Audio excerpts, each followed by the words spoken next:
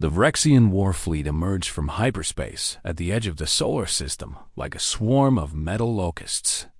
3,000 ships strong and gleaming with the confidence of a species that had never known defeat. Admiral Kresh stood on the command deck of the flagship Eternal Dominion, his 4 eyes scanning the primitive planet that hung in the distance like a blue and green marble.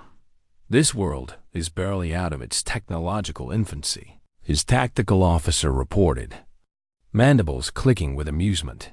They have split their species into competing nations. They fight among themselves constantly, and their weapons are chemical-based projectiles and primitive atomic devices. Kresh nodded, satisfaction rippling through his exoskeleton. The Vrexian Concordat had conquered 47 worlds in the past century, and this would be the easiest addition yet. Earth had been classified as a Class D civilization, barely worth the fuel costs of the invasion fleet. But the planet was rich in water and rare minerals, and its location made it strategically valuable. Begin the subjugation protocol, Kresh ordered. Within hours, kinetic bombardment destroyed every major military installation that human satellites could detect. Nuclear silos in the United States, Russia, and China vanished in brilliant flashes. Naval fleets across Earth's oceans were reduced to burning wreckage.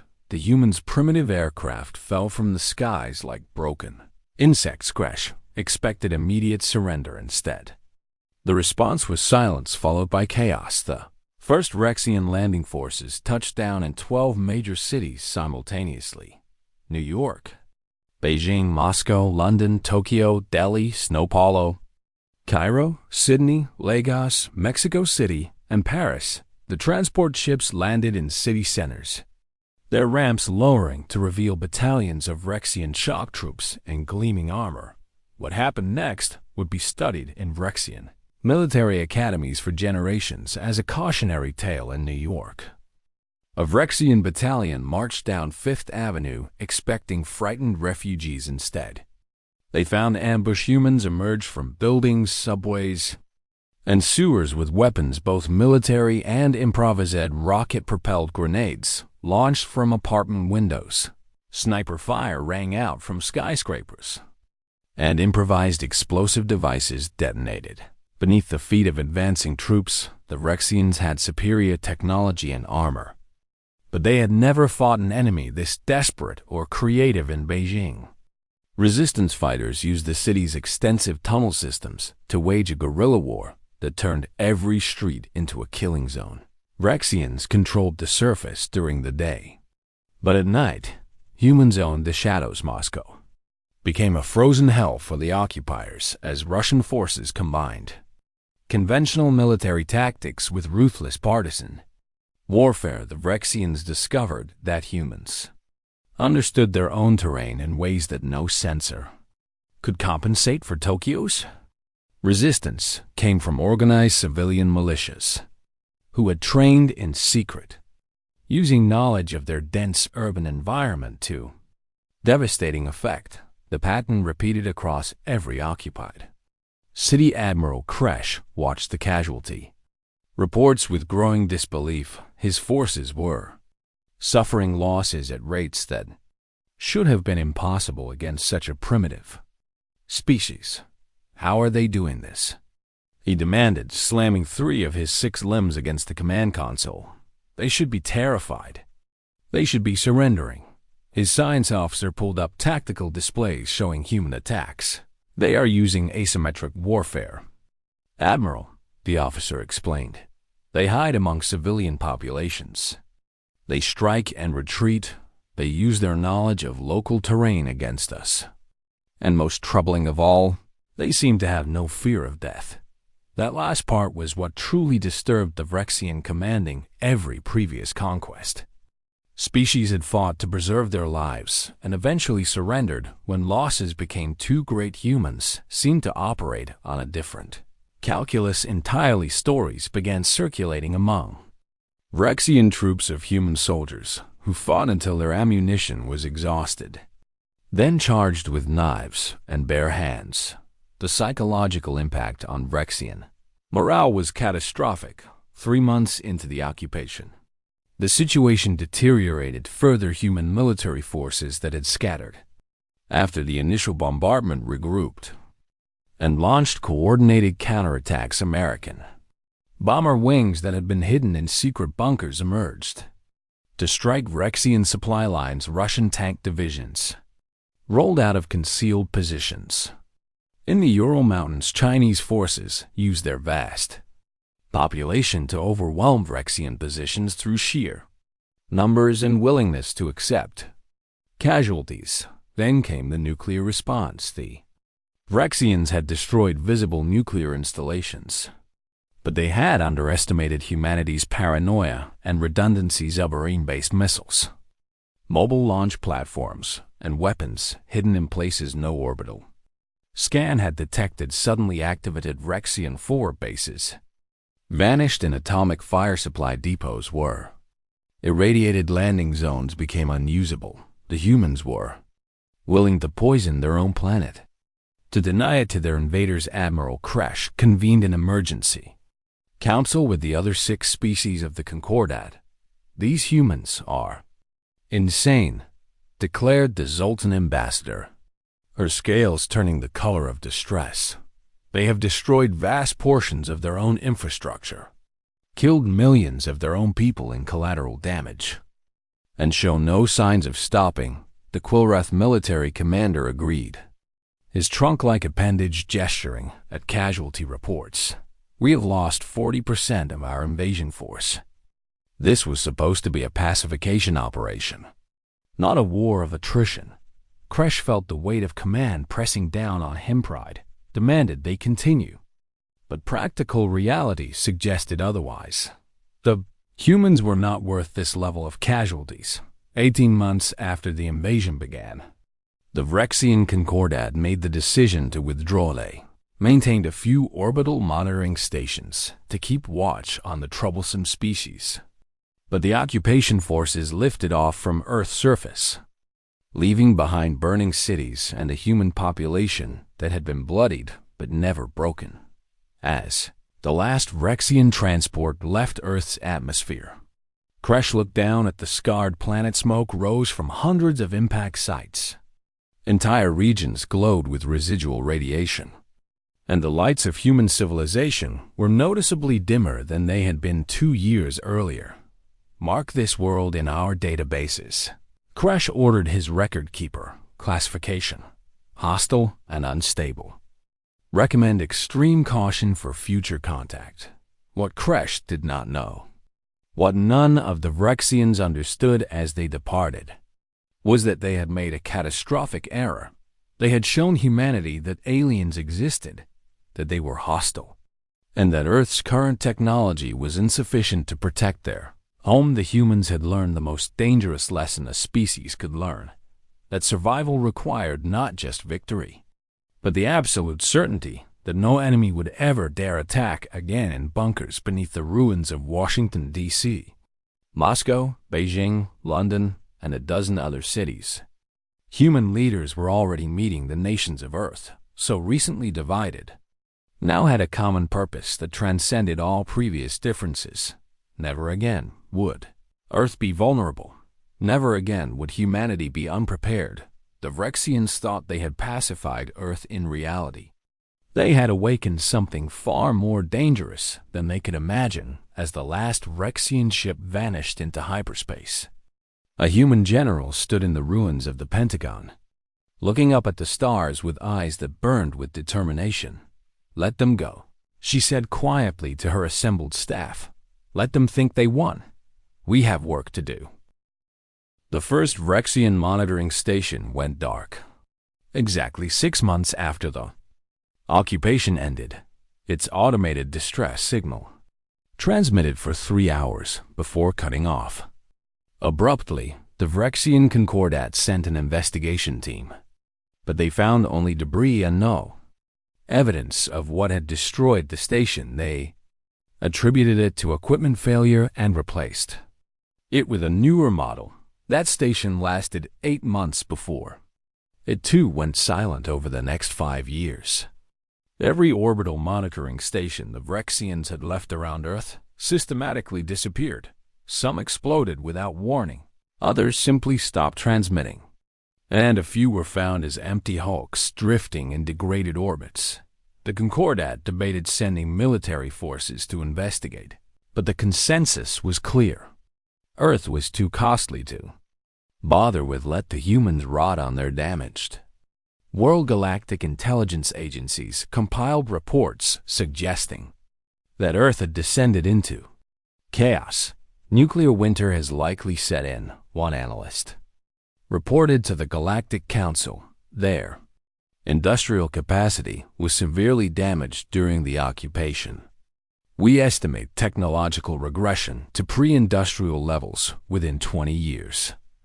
Another agency predicted civil war among the surviving human nations. Their historical pattern shows constant internal conflict. Without an external threat, they will certainly turn on each other. These predictions could not have been more wrong in the ruins of Geneva. Beneath 50 meters of reinforced concrete and shielded against every type of sensor the Vrexians had used, representatives from every nation on Earth sat in a vast underground chamber. The United Nations had been reorganized into something new, the Terran Defense Council. We are not nations anymore. The Secretary General declared to the assembled delegates, we are one species, and we have one mission. Ensure that no alien force ever threatens Earth again. There was no dissent. The invasion had burned away centuries of human division with brutal efficiency. Former enemies now shared technology, resources, and intelligence with an openness that would have been unthinkable before the Vrexians came. The Chinese shared their manufacturing capacity, the Americans their aerospace technology, the Russians their expertise in harsh environment engineering, the Europeans their scientific research, and every nation contributed what they had. The Terran Defense Initiative began with a simple goal: reverse engineer every piece of Vrexian technology that had been captured during the occupation. Crashed ships, damaged armor, abandoned weapons, and disabled sensor equipment were all collected and studied in secret facilities. Across the globe, Dr. Sarah Chun stood in a laboratory beneath what used to be MIT, examining a Vrexian FTL drive core. Their technology is more advanced than ours, but it's not incomprehensible, she explained to her international team of scientists. They use quantum entanglement for faster-than-light travel. We understand the principles, even if we lack the engineering. How long until we can replicate it? Asked Dr. Yuri Volkov. Her Russian counterpart Sarah looked at the complex machinery before her. 5 years to understand it completely. 10 years to build our own version. 15 years to improve upon it. You have 12 years, replied General Marcus Stone, the military liaison to the project. After that, we start building ships. The work proceeded with an intensity that only existential threat could. Inspire underground cities sprouted across the globe, hidden from orbital detection by layers of rock and sophisticated stealth technology beneath the Australian outback. A complex the size of Sydney manufactured advanced materials under the Siberian tundra. Fusion reactors powered assembly lines that ran 24 hours a day in caverns beneath the Andes Mountains. Shipyards took shape that would eventually construct humanity's first true war fleet. Surface of Earth remained a carefully maintained deception. Cities were partially rebuilt, but in patterns designed to look less advanced than they actually were. Satellite imagery would show a world recovering slowly from devastation, not one that was rearming for war. When galactic survey ships occasionally passed through the solar system, they saw exactly what humans wanted them to see: a broken species struggling to survive.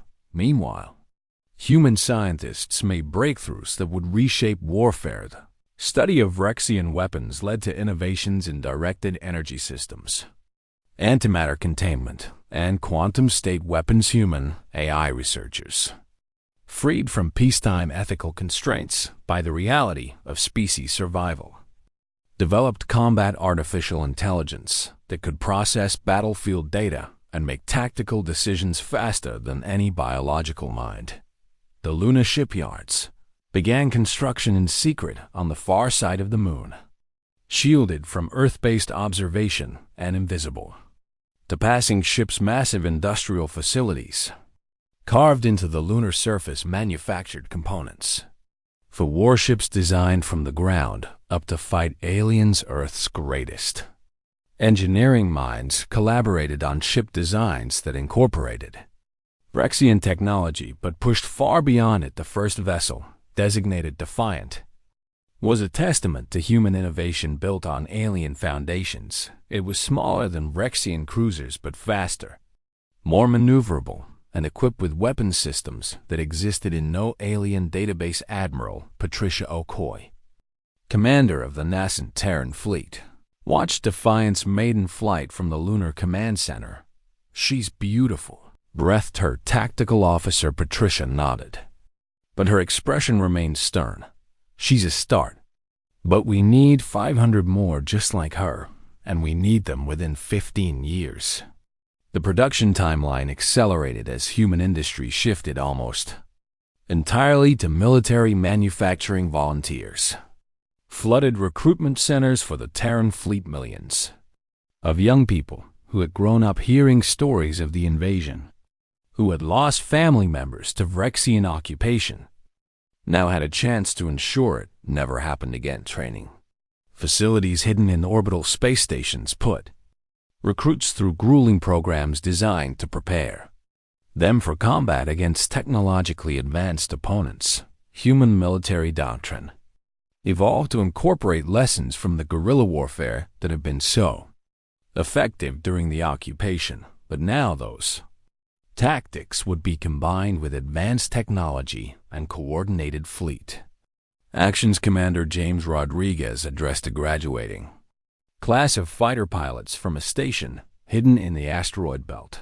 The Rexians thought they were superior because of their technology. He told them they forgot that war is not just about weapons. It's about will, creativity, and the refusal to accept defeat. We will show them what happens when you give those qualities to a species that also has superior technology. 23 years after the Vrexians departed, the Terran fleet held its first full combat exercises in the Kuiper Belt. 300 ships, ranging from nimble fighters to massive dreadnoughts, executed maneuvers that would have been impossible with Vrexian technology. The Archon, now the chief scientific advisor to the Terran Defense Council, presented her latest breakthrough: quantum disruption weapons that could tear apart enemy ships at the molecular level. The Rexians use quantum entanglement for communication and FTL travel, she explained. If we can disrupt that entanglement, we can cripple their ships or destroy them outright. Field tests on captured Rexian hulls proved devastatingly effective.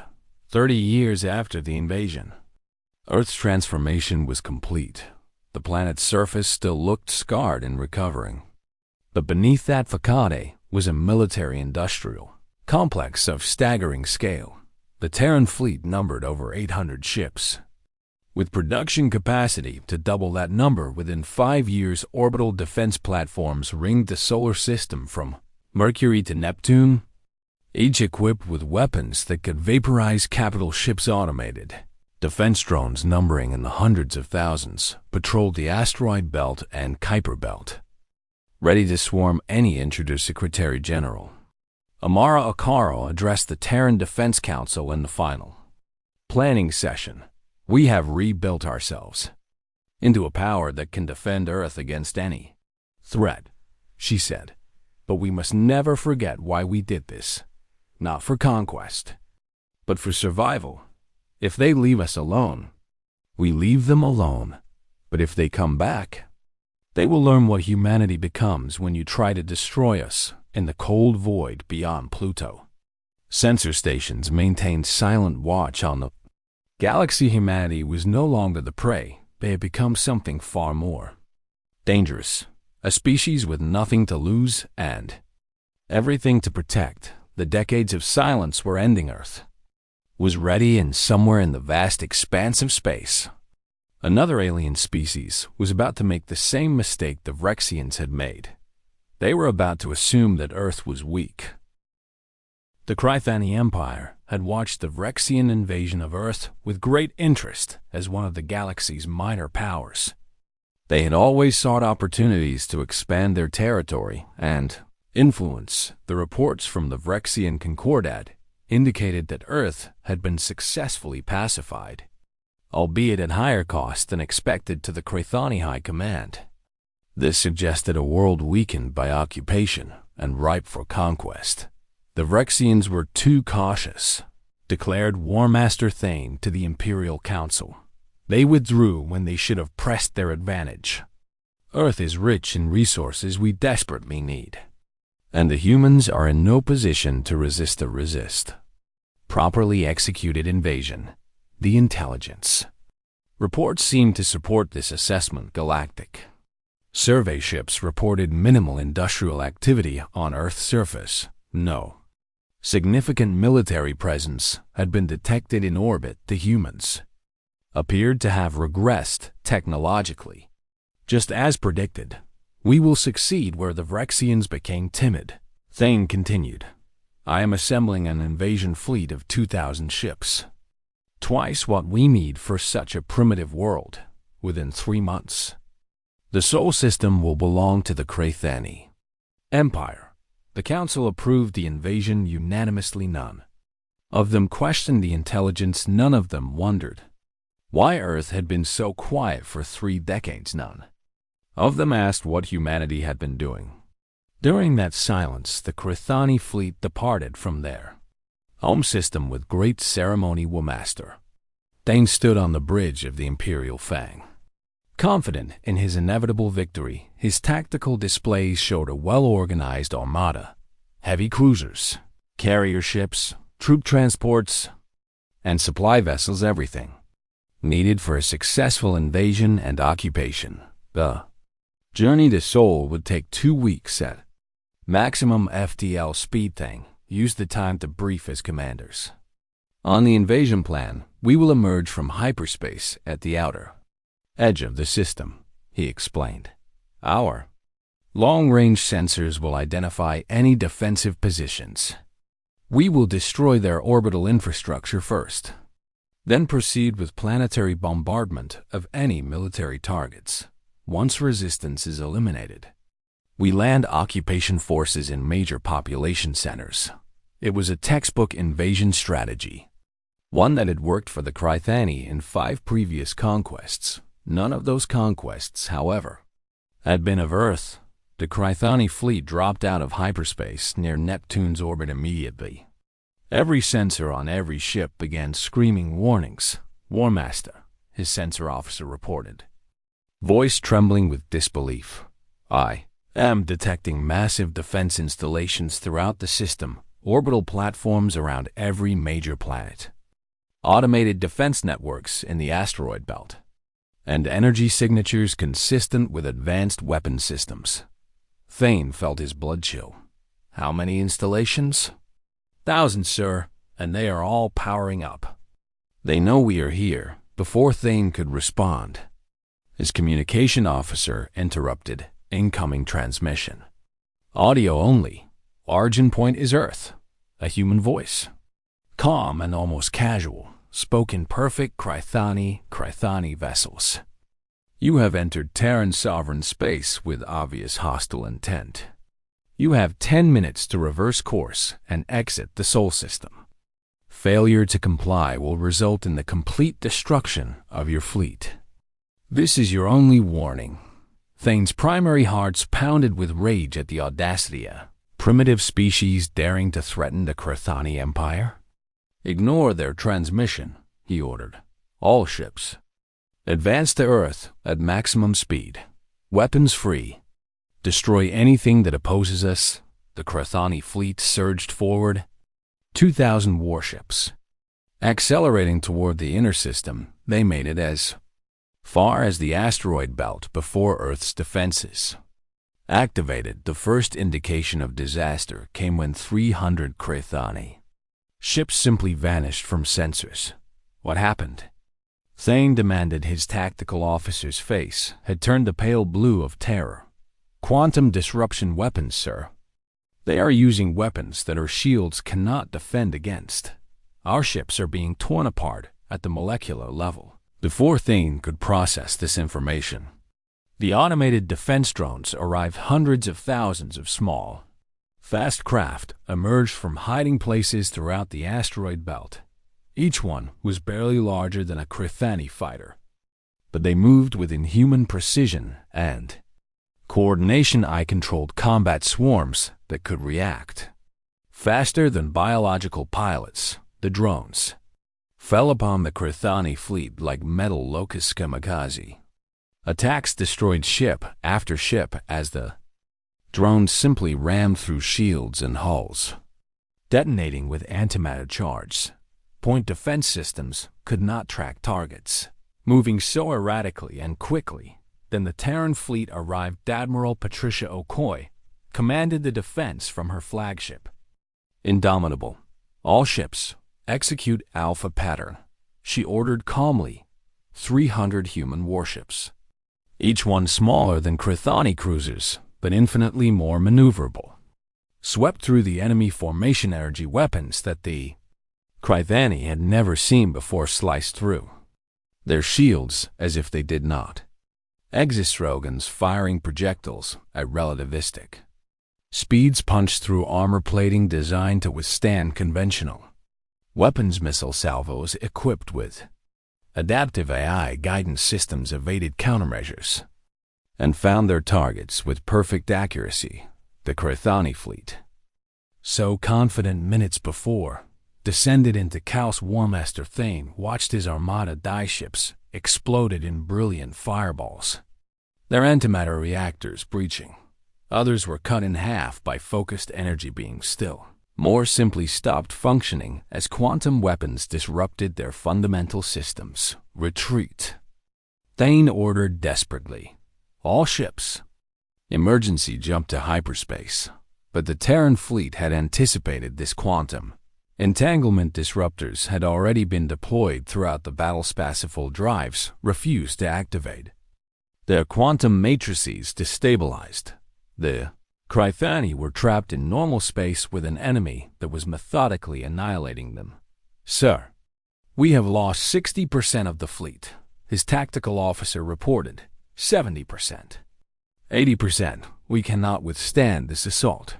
Thane's secondary heart stopped beating as he realized the truth. The humans had not been weakened by the Vrexian invasion. They had been preparing. All those years of silence had not been recovery, but rearmament. The species the galaxy had dismissed as primitive had become something terrifying. Broadcast. Surrender on all frequencies, Thane ordered, his voice hollow with defeat. Perhaps they will show mercy. The transmission went out, but the Terran weapons did not stop. Ship after ship continued to explode until only a handful of Krithani vessels remained, their weapons disabled and their engines dead. Finally, the human voice returned. War Master Thane, your surrender is acknowledged. You will be allowed to depart with your surviving ships to deliver a message to your empire and to the galaxy. Earth is under humanity's protection. Any species that attacks us will be destroyed. Tell them what you witnessed here today. Tell them that humanity is no longer prey. Thane and his surviving ships, barely 50 out of 2,000, limped back toward Krithani space behind them. The Terran fleet maintained formation, weapons still powered and ready. The entire battle had lasted 4 hours. In that time, humanity had destroyed one of the largest invasion fleets ever assembled against them, while suffering only minimal damage to their own forces. 12 Terran ships had been destroyed, with casualties numbering less than 3,000.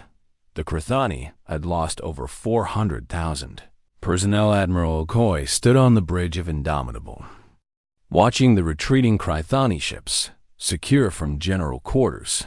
She ordered, Damage control teams assess fleet status. Prepare a report for Terran Command. Her second-in-command approached. We could have destroyed them all, Admiral. Why let them go? Okoye turned to face him. Because dead warriors cannot carry warnings, she said quietly. Those survivors will tell the galaxy what happened here today. They will speak of Earth's strength, our technology, our willingness to fight. That message will save more human lives than killing those last few ships. She was right within weeks. The story of the Krithani disaster spread throughout civilized space species that had been considering their own invasions of Earth suddenly reconsidered. The Rexians listened to War Master Thane's testimony before the Galactic Council with grim recognition. We told you they were dangerous, the Rexian ambassador said. You did not listen. The balance of power in the galaxy had shifted, humanity had announced itself not as supplicants seeking acceptance, but as a force that would defend its sovereignty with overwhelming violence. Earth was no longer a target. It was a warning, and the galaxy was beginning to understand that some species should never be provoked. The Galactic Council chamber fell silent as every communication screen simultaneously activated without authorization. This had never happened before in the 3,000 years of the Council's existing security protocols designed to prevent exactly this kind of intrusion simply failed to stop the incoming transmission. A human appeared on the screens. She was middle-aged with gray hair and dark skin, wearing a simple military uniform with minimal decoration. Her expression was calm, but her eyes held the weight of authority. Members of the Galactic Council. She began in flawless Galactic Common. My name is President General Amara Okoro of the Terran Defense Council. I am delivering this message to ensure there is no misunderstanding about Earth's position in galactic affairs. The council members looked at each other in shock. The Rexian ambassador felt his exoskeleton go cold to Quorith. Representatives' breathing tubes constricted with fear only. The most arrogant species could bypass council security so completely. 30 years ago, the Rexian Concordat invaded Earth. Okoro continued. They believed we were a primitive species that could be easily conquered. They learned otherwise at great cost. Recently, the Krithani Empire made the same mistake. Their invasion fleet was destroyed in 4 hours with minimal human casualties. Okoro gestured, and the transmission split to show tactical footage from the Battle Council. Members watched in horror as Krithani ships were systematically annihilated by weapons technology. They could barely comprehend quantum disruption beams, that unmade matter at the atomic level automated. Combat swarms with coordination impossible for biological pilots, energy shields that rendered conventional weapons useless. Humanity does not seek conflict with the galactic community, Okoro said as the footage continued. We have no interest in conquest or expansion beyond our own solar system. However, we will defend Earth and the Sol system with absolute determination. This transmission serves as humanity's formal declaration of sovereignty and our final warning to any species considering hostile action against us. The tactical footage shifted to show Earth's defensive capabilities. Orbital platforms surrounding every planet in the solar system, shipyards on the moon, and in the asteroid belt a fleet of warships that numbered in the thousands. Deep space sensor networks that could detect approaching ships from light years away. The Sol system is now Terran sovereign territory, Okoro declared. Any unauthorized military vessel that enters our space will be treated as hostile. Any species that attacks Earth or human interests will be met with complete and overwhelming force. We will not negotiate. We will not show mercy. And we will not stop until the threat is eliminated. The transmission paused, and when Okoro spoke again, her voice was harder. I am aware that some members of this council are debating a combined military response to what you perceive as human aggression. Let me be absolutely clear about what will happen if you pursue this course of action. The screen changed to show a barren moon orbiting a gas giant in the outer Sol system. This is Caliban, a moon of approximately 800 kilometers in diameter.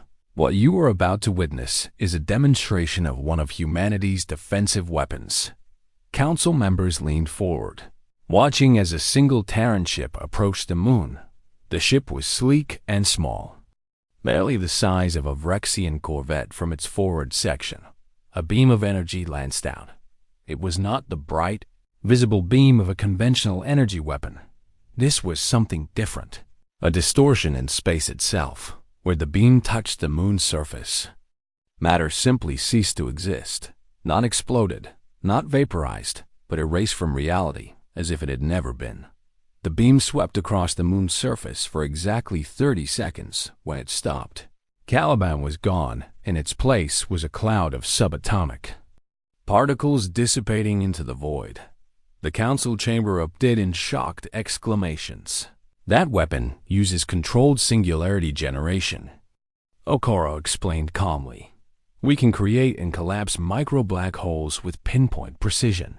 A single ship equipped with this weapon could sterilize a planet in hours. We have 300 such ships in our fleet. She let that information sink. And before continuing, I show you this not as a threat, but as a statement of fact. Humanity has the capability to defend itself against any force you could assemble. More importantly, we have the will to use these weapons if Earth is threatened. The transmission shifted again, this time showing detailed technical specifications, quantum entanglement communication systems that could not be intercepted, FTL drive technology that exceeded Vrexian capabilities by significant margins, antimatter production facilities capable of fueling a decades-long war, AI tactical systems that could coordinate fleet actions across light years. We are sharing this information to eliminate any doubt about our capabilities, Okoro said. We do not bluff, we do not exaggerate, and we do not make empty threats. What we promise, we deliver. The transmission returned to Okoro's face. However, humanity also seeks peaceful coexistence with the galactic community. We propose the following treaty, which is not negotiable, but which we believe is fair to all parties. Text appeared on the screens in every major galactic language. First, the Sol system, defined as all space within 1 light-year of Earth's sun, is recognized as inviolate Terran sovereign territory. No military vessels may enter without explicit permission from the Terran Defense Council. Second, humanity agrees to a voluntary non-expansion policy for 100 years. We will not establish colonies or military bases outside the Sol system during this period. Third, Earth is open to peaceful diplomatic and trade relations with any species that respects our sovereignty. Fourth, any violation of Sol system sovereignty will be considered an act of war and will be met with immediate and overwhelming military response. Okoro leaned forward slightly, her gaze seeming to pierce through the screen. These terms are final, she stated. You have 30 standard days to provide your response through official diplomatic channels. If the Galactic Council accepts these terms, humanity will consider itself at peace with the galaxy. If you reject them or attempt military action, you will discover exactly how far humans are willing to go to protect their home. The transmission began to end, but Okoro had one final message. To those species who believe you can defeat us through combined action, consider this. The Vrexians lost 40% of their invasion force to a humanity that was unprepared and technologically inferior. The Krathani lost 95% of their fleet to a humanity that was ready. What do you think will happen if you attack a humanity that is angry? We evolved on a world that spent millions of years trying to kill us. We survived ice ages, plagues, predators, and each other. We split the atom before we learned to fly. We reached the moon before we cured most diseases. We are a species that has never known peace. only temporary truces in our own conflicts. War is not something we are good at. It is what we are. The choice is yours. Peace on our terms or war without end. The transmission cut out as suddenly as it had begun. Council chambers sat in stunned silence for several minutes. Finally, the Quillrith representative spoke, his voice shaking. Did they just threaten the entire galaxy? The Vrexian ambassador corrected him. No, they made a promise. And I believe them. I have seen what humans are capable of when they are fighting for survival. If we force them to demonstrate their full military capability, none of us will survive to regret it. Over the next 30 days, furious debates raged across the galaxy. Militant species called for a united response to crush humanity before they became an even greater threat. Pragmatic species pointed out that humanity was offering a reasonable compromise. Cautious species noted that humans had already proven they could back up their threats with action. The Zun Collective, the galaxy's preeminent military power, initially advocated for war. We cannot allow a single species to dictate terms to the entire galaxy, declared the Zhan High Command. But when their strategic analysts presented projections for a war with humanity, even the Zun reconsidered. The casualties would be catastrophic, even in victory, and victory was not guaranteed on the 30th day. The Galactic Council's response arrived at Earth. President General Okoro read it in the Situation Room beneath Geneva, surrounded by her military and civilian advisors. The message was brief. The Council accepted Earth's terms. Sol System would be recognized as Terran's sovereign territory. Humanity's non-expansion pledge was acknowledged. Diplomatic relations would be established. The threat of war had been averted, but only because Earth had proven it could win. Admiral Okoi, standing beside Okoro, allowed herself a small smile. We did it, she said quietly. We protected Earth without firing another shot. Okoro nodded, but her expression remained serious. For now. But we must remain vigilant. There are species out there who will test our resolve. We must be ready to prove that our ultimatum was not a bluff. In the depths of space, the Terran fleet maintained its watch. Earth had claimed its place among the stars, not through diplomacy or cultural exchange, but through strength and the absolute willingness to use it. The galaxy had learned a hard lesson: never underestimate a species that has survived by fighting its own world for millions of years, and never ever threaten humanity's home. The Zun Collective had ruled the galaxy's military hierarchy for over 2,000 years. No species had ever successfully challenged their supremacy. Their fleets numbered in the tens of thousands. Their warriors were bred for combat from birth, and their technology represented the pinnacle of galactic military science. When the Galactic Council accepted Earth's ultimatum, the Zun High Command viewed it as the Council's weakness, not humanity's strength. The Council has become soft, declared Supreme Commander Krell to his assembled war leaders. His massive form, nearly 3 meters tall and covered in natural armor plating, dominated the strategic planning chamber. They surrendered to threats from a species that only recently discovered faster-than-light travel. This sets a dangerous precedent. His subordinates murmured agreement. The humans destroyed inferior forces. Krell continued. The Vrexians are merchants who occasionally play at war, and the Krathani are barely worthy of being called a military power. Neither represents a true test of these humans' capabilities. We will show the galaxy what happens when a real military force deals with upstart primitives. The Xian military doctrine was built on overwhelming force and total victory. They did not negotiate. They did not compromise, and they certainly did not retreat. Assemble Grand Armada, Krell ordered. Every available ship, every combat-ready warrior. We will make an example of Earth that the galaxy will remember for millennia. Over the next 6 months, the largest military fleet in recorded galactic history gathered in Zan space, 3,000 capital ships, Each one a mobile fortress bristling with weapons, 5,000 cruisers and destroyers, 10,000 support vessels, 2 million Zan warriors ready to fight and die for their collective's honor. The assembly was so massive that it could be detected from across the galaxy. Terran deep space sensors observed the build-up with calculated precision. President General Okoro convened an emergency session of the Terran Defense Council. The Xian are coming, Admiral Okoye reported. Intelligence estimates they will arrive at Seoul within 2 weeks. They are broadcasting their intentions openly. They want us to know they are coming. They want us to be afraid. Okoro looked at the tactical displays showing the approaching armada. It was an intimidating sight, but her expression remained calm. Admiral, status of our defensive preparations?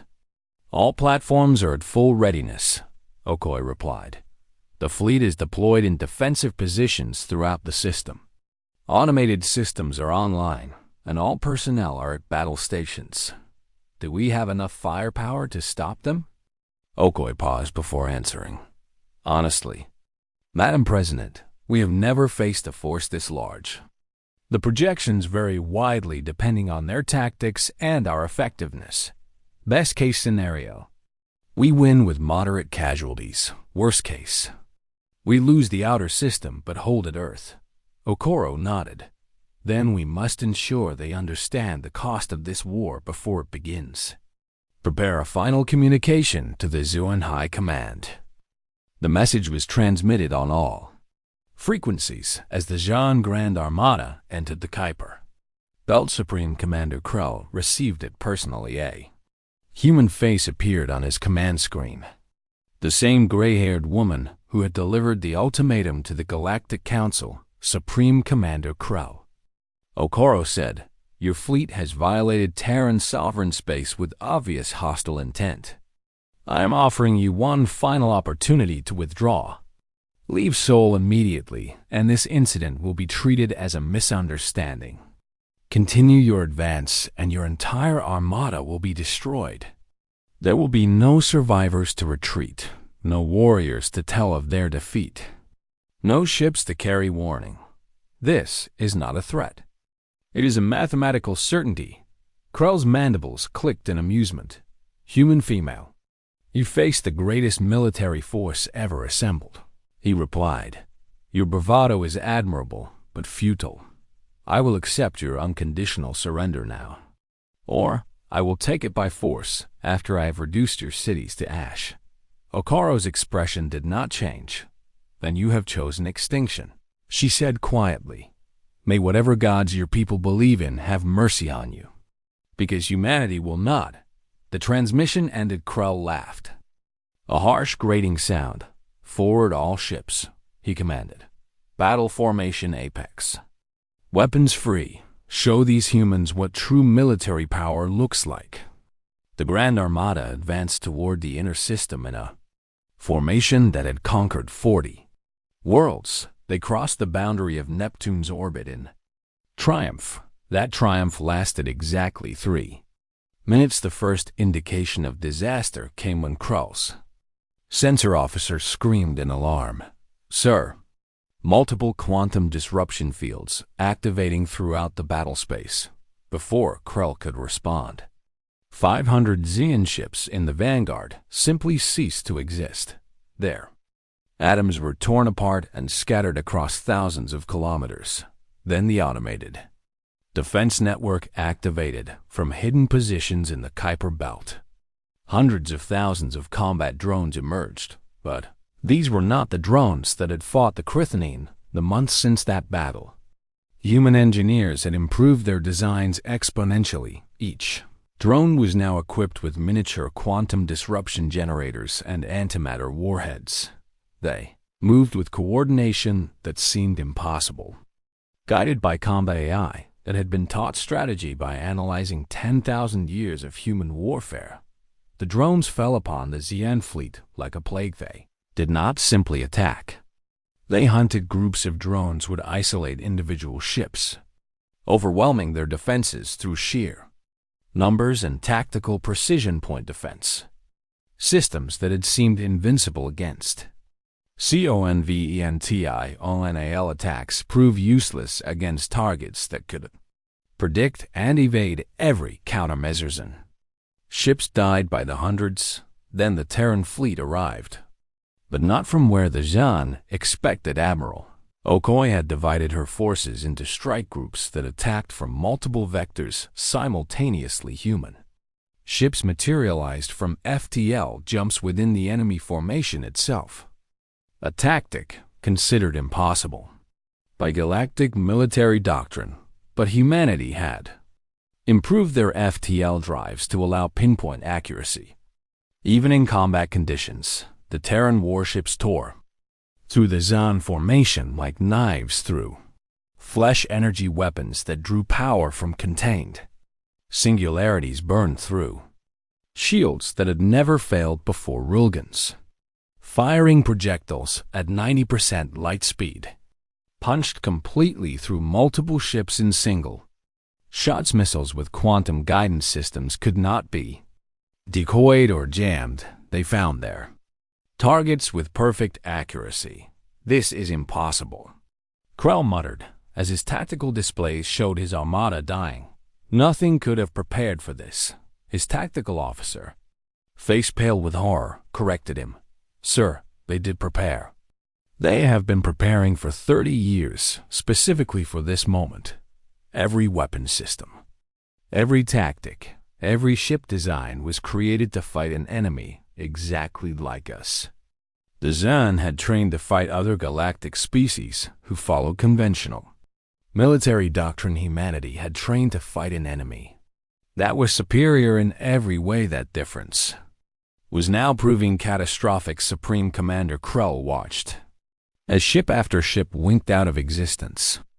On his tactical display, the Grand Armada, the pride of the Xian Collective, was being systematically annihilated, not defeated, not routed, but erased.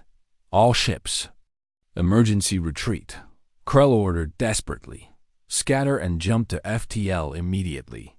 But the Terran forces had anticipated this as well. Quantum entanglement disruptors blanketed the entire battle-spaceable drives. Failed to engage hyperspace. Windows refused to open. The Zan fleet was trapped in normal space with an enemy that was killing them at an ever-accelerating pace. Send distress signals, Krell commanded. Tell the collective what has happened here. Warn them. We cannot send. Sir, his communications officer reported. The humans are jamming all frequencies. No signal can escape the battle zone. Krell understood in that moment what the human leader had meant. No survivors to retreat. No warriors to tell of their defeat. No ships to carry warning. The humans had not been making threats. They had been describing their operational plan 5 minutes after the battle began. Half the Zan Grand Armada was destroyed 10 minutes in. Only a quarter remained 15 minutes after the first shot. Supreme Commander Krell's flagship was one of only 300 ships still intact out of the original 18,000. Admiral Okoye watched from the bridge of Indomitable as the Zan resistance collapsed. Shall we accept their surrender? Her tactical officer asked. Okoye's expression was cold. They were given the chance to retreat before the battle. They chose war. No quarter. Continue the attack until there are no hostile vessels remaining. The Terran fleet pressed its advantage with mechanical efficiency combat AI. Coordinated attacks with precision that biological commanders could not match. Every shot counted. Every maneuver had purpose.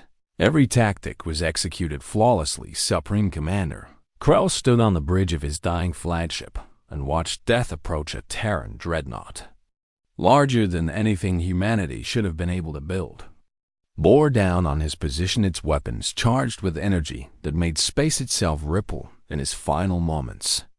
Krell understood the truth that would die with him. Humanity had not been lucky against the Vrexians. They had not been superior to the Krathani. Through better technology alone, the humans were fundamentally different from every other species in the galaxy. Erase Krell's flagship from existence.